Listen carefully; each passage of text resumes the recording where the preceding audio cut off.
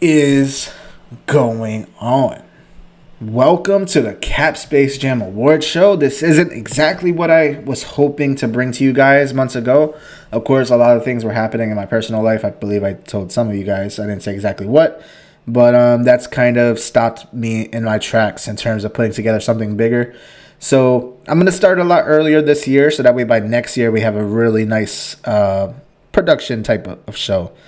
But that doesn't mean I wanted to skip the award show altogether. So I do have results for everything. So this is going to be a pretty simple video, but I just wanted to acknowledge everybody in here. Now, before we get started, I do have a special guest to kick us off. Only one way we possibly could kick off a show like this following the 2022-2023 NBA fantasy basketball season. So let's get to it and roll the clip as we have a very special guest. Hey, David, it's the Drama King here, and I am to understand that you just became a champion. I know a little bit about being a champion, and I know a little bit about celebrating people who do amazing things. You, as the Fantasy NBA League winner, champion, the showcase of the Fantasy Immortals, if you will. Congratulations, you have earned this. You knew what to do. You knew who to pick, when to use, how to use. I don't really know how fantasy works, but whatever you did, it freaking worked. And so therefore, because of that, today is the day. Because I have the power, the municipal power, as it was known on TV. Because if you did it on TV, that means it's legal, essentially, to declare holidays. And so for that, today, as a result of your victory, is David Day. Congrats to you. Now, Zach, if you're out there in the back of the pile there, or the crowd of people, whatever, I heard you came close. So my advice is get good and be better. All right? And try to win something. But for now, it's all about David. Happy David Day. All right, and as you can see, that was Mr. Aiden English, former WWE superstar, known for his Rusev Day singing, and he personally declares today David Day, and he threw some shots at Zach. But I don't want to waste too much time, so like I said, it's going to be a little bit of a simple video. Kind of sad that this is what we got, but I'm going to announce the awards now, and of course these will be reflected in the doc under the team reviews. You'll see it as one of the accolades. Even being nominated is it's accomplishment, right? So we're going to start off real quick with the regular season feat of the year. It's going to be none other than Brad, which there shouldn't be a big surprise there. He won 17 games in a row, 19-1 record overall. We had 14 voters, by the way, on these award shows. So so Brad takes 42.9% of the vote. And then it's Tim, who is the runner-up for taking over a team mid-season and entered playoffs with the longest winning streak, active winning streak anyway. So Brad takes regular season feat of the year. And then moving forward to trade of the year. Not rigged, 14 voters again. 31.7 says it's my trade when I acquired Trae Young with his salary covered in the following season. In addition, in the season that I acquired him, in addition to $10 million covered in the upcoming year that we're about to have here, I only gave up, I only gave up 2 first-round picks and a second wild card, along with JT Thor. So that was a pretty good one. Second, we're tied. We had Zach tied for 2 of them, actually. He was actually on all. He was nominated for Trade of the Year 3 times here. The one with him acquiring Devin Booker from me, along with the salary covered for the following year, as well as acquiring Zach LaVine, along with his 4th round pick in the wild card. Those 2 were 21.4%. But as I said, it's going to be myself and Chris Bernard. Now that we got 2 Chris's in the league, just got to specify there. We take the Trade of the Year. And moving forward, this was one I wasn't really. This isn't really an accolade or anything. I was just curious what everybody thought. So I selected who is the most likely to miss the playoffs in the upcoming year. And it looks like nobody's high on Ronnie, of all people. Ronnie took 21.4% of the vote for teams not to make the playoffs in 2024. We're going to see how that plays out. Of course, this was at the conclusion of the year with free agencies pending, so maybe they didn't anticipate that Ronnie would end up keeping the guys that he did. But I think Ronnie still has a chance to be in the playoffs. However, most likely to make the playoffs, again, this is not an accredited nominee, is for myself. There's 31.7 voted towards me. This is before the trades that I made this year, so I appreciate the confidence in me and everybody. Second to go was going to be, we have Chris B, 21.4% of the vote there. And then 14.3% tied is Martin and Brian, so who is no longer with us.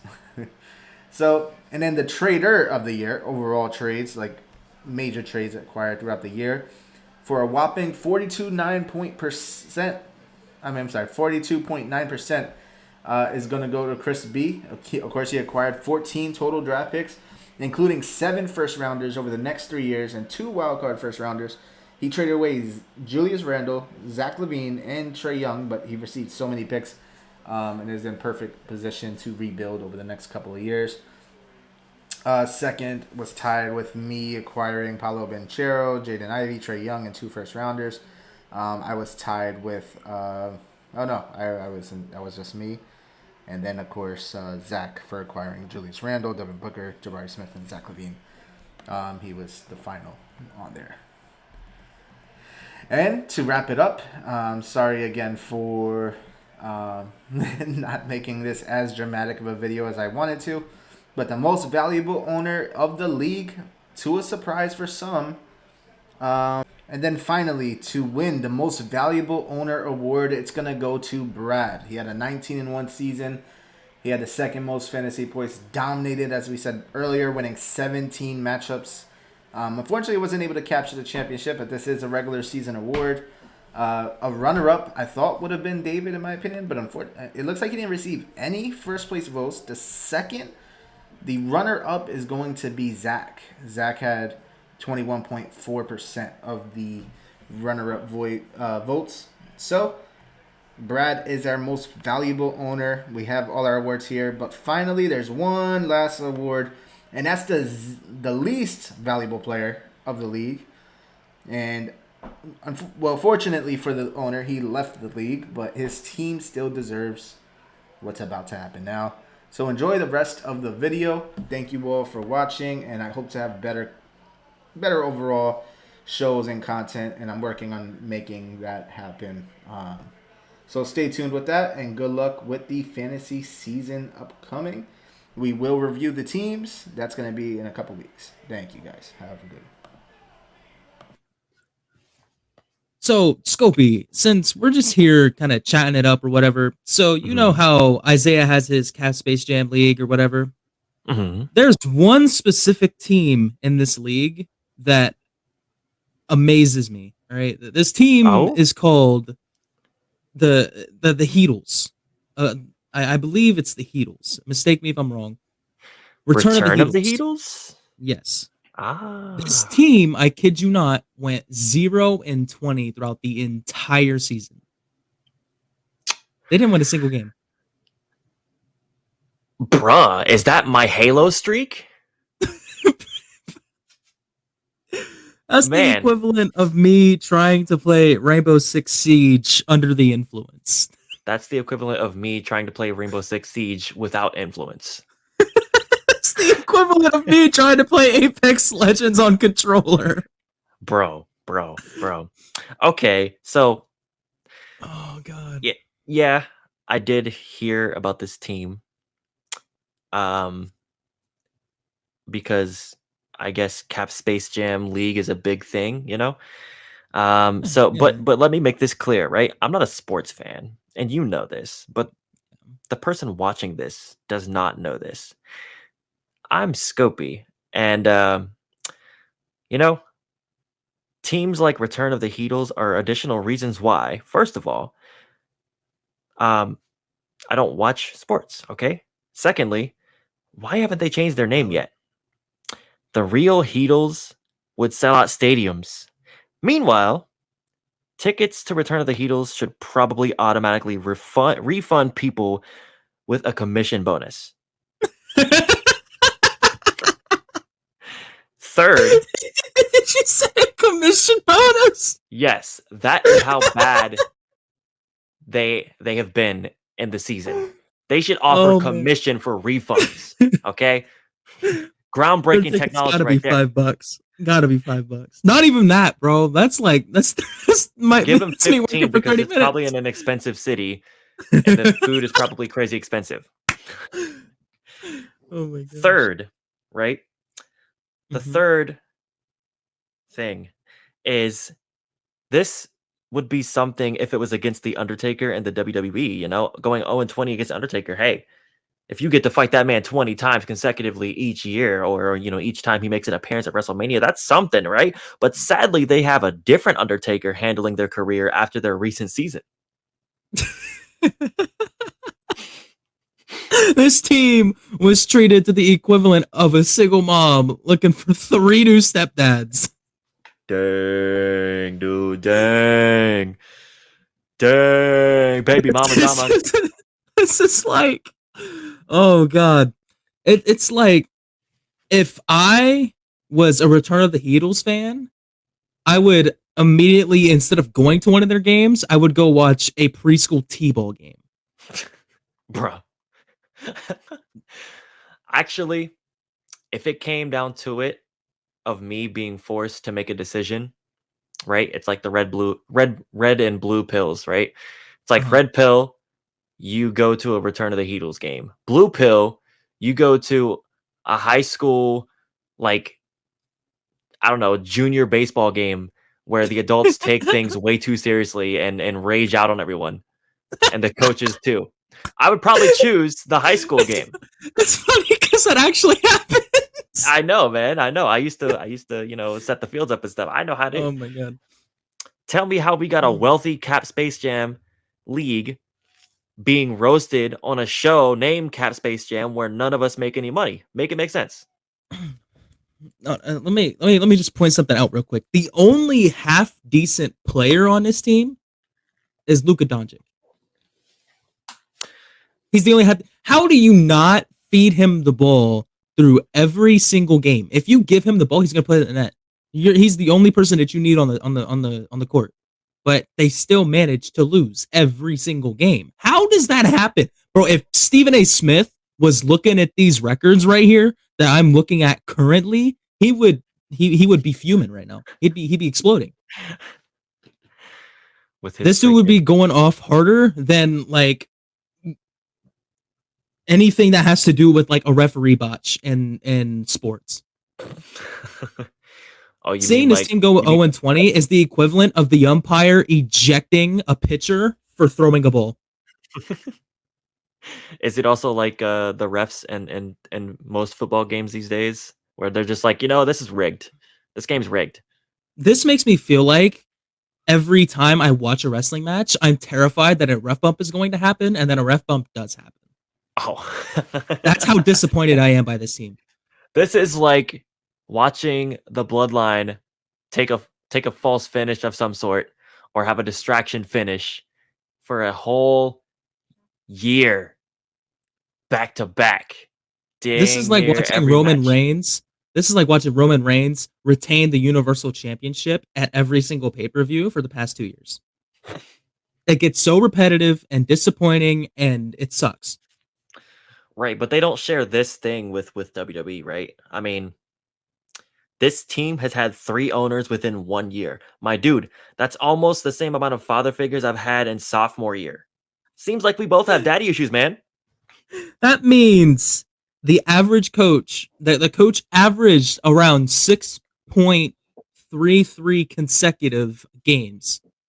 Each coach only coached 6 games. And I don't even know how many months that is, man, because, you know, again, I'm not a sports fan. I feel like I would rather watch paint dry than to watch this basketball team perform on a basketball court. You know, it might be more entertaining, especially when you factor in that bit from SpongeBob where they were painting Mr. Krabs' house, and you could just blow that one wet drop of paint on the wall away from all the frames to not get them dirty. That would be more entertaining than watching a Return of the Heatles game. On a topic of SpongeBob, I would rather listen and watch Squidward play the clarinet for 10 hours than watch 5 minutes of this basketball. Oh my god.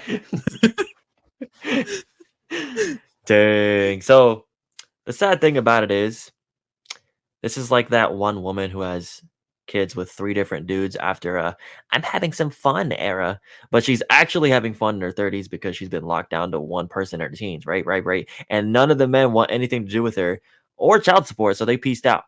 Let's hope daddy number 3 for this team can get some stability in the household. Big brother Luka Doncic, right, has been holding it down, but he can only do so much for the rest of the house. I feel like if this third coach cannot get this game back to the way that he hoped that it would be at the beginning of the season, I think he should change the name from the Heatles to the I Get Beatles. I get Beatles, huh? Yeah, because they get smacked, bro. 0-20. Hold on. Well, I really want to know what the score against is, what the score against average is. Because if it's not into the 70s, I would be very surprised. Well, I'm sure this will be a perfect opportunity for Isaiah to cut this bit out and pop that up on the screen and let us know so we can watch it back. Yeah, absolutely. Little something. Do that, Isaiah. But Listen, onto the roasting.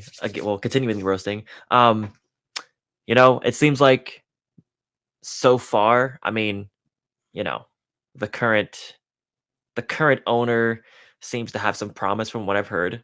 Right. But before this owner, it seems like Vince McMahon has been booking these damn teams, right? This team in particular, right? And hopefully the current owner is Triple H taking over of creative. In this scenario, he only has a year to prove himself and his team to the fans because sheesh, the team was booked into a septic tank, my guy. So the thing that gets me is that the league is called Cap Space Jam.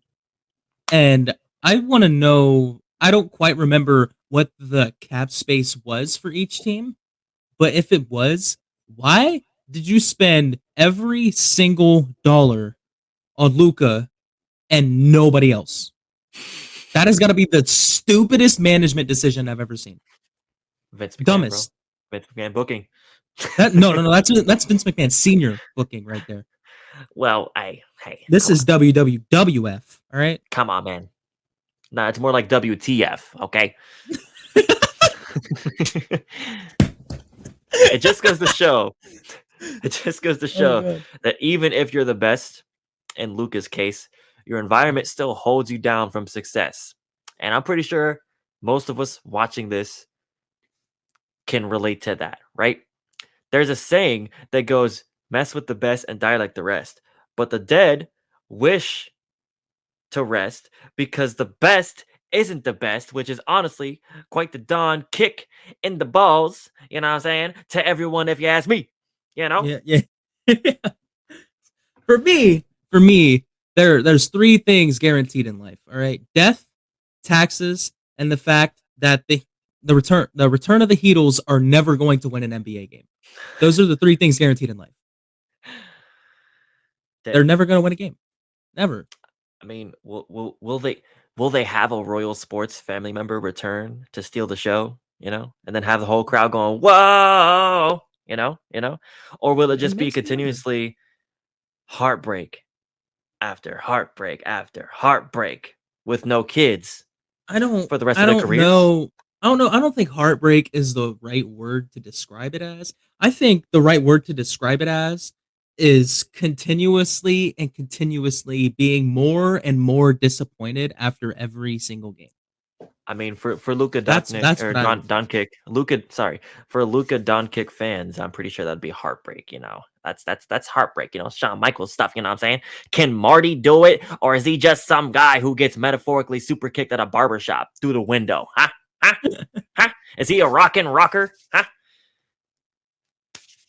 This makes me feel like This team makes me feel like watching Lex Luger in his narcissist stage, because that is a lot more entertaining than watching this basketball team. Dude, I would rather root for Sid Vicious than watch a game from them. I would rather watch Sid Vicious break his leg jumping off at a top turnbuckle 30,000 times before watching this basketball team. Oh man, dare I say it? Dare I say it? I would rather watch Cody Rhodes lose to Roman Reigns again than ever watch a return of the Heatles game or even a clip on YouTube. I don't want to see a clip on anything. No TikTok, no YouTube, no whatever else, no Twitter, nothing. Keep it over there. Keep it in the space. Don't give it no jam because it's all cap. I would rather eat mystery meat than root for this team. Ew.